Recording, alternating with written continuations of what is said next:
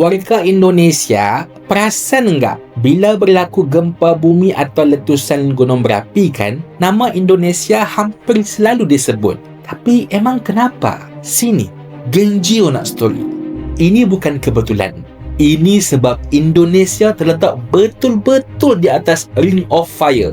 Ring of Fire ni ialah satu jalur sepanjang lebih 40,000 km yang mengelilingi lautan Pasifik.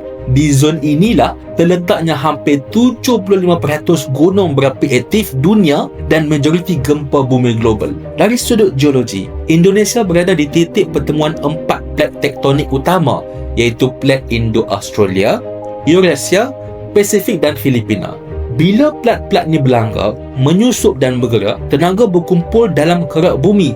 Bila tenaga tu dilepaskan, maka berlakulah gempa bumi. Dan bila magma naik ke permukaan, terjadilah letusan gunung berapi. Sebab tu Indonesia ada lebih 130 gunung berapi aktif, paling banyak di dunia. Gunung macam Merapi, Krakatau, Tambora, semua ni lahir daripada proses tektonik yang sama. Tapi ironinya, ancaman ni juga satu anugerah alam.